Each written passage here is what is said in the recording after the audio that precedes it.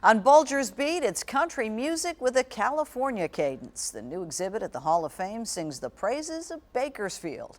Channel 4's Terry Bulger is here with more. A lot of rich material out there out west. And I was kind of surprised to find that even though it's California, there's still a southern root to all of this. In the 1930s, the Depression and Dust Bowl sent Southerners west towards California.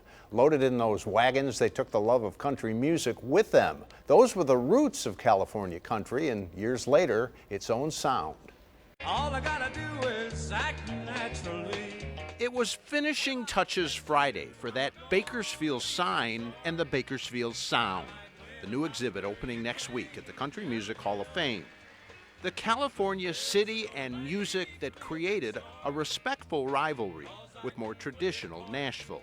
Bakersfield is a oil town, it's an agricultural town, it's a town full of working people, and that is basically the difference between the sounds.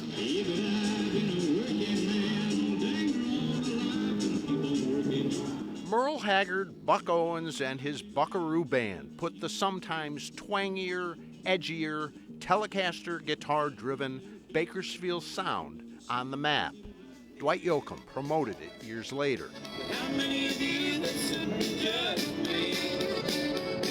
Ever walk the streets of Bakersfield? The old songs and images are here to see and touch, by hand and by foot. Over here, new technology actually lets you walk the streets of Bakersfield. A lot of really great music that has kind of been forgotten, and I think it's going to be great to hear some of this older stuff. All dating back to the Dust Bowl, explaining its grit. Nashville steeped in steeples and church, Bakersfield's roots, more bar rooms. Ever walk the streets of Bakersfield?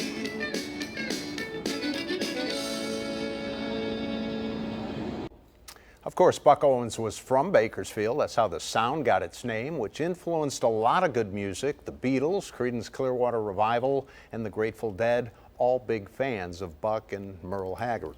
Brad Paisley, too, I should point out. No Today kidding. is a big fan as well. What was the coolest artifact you saw?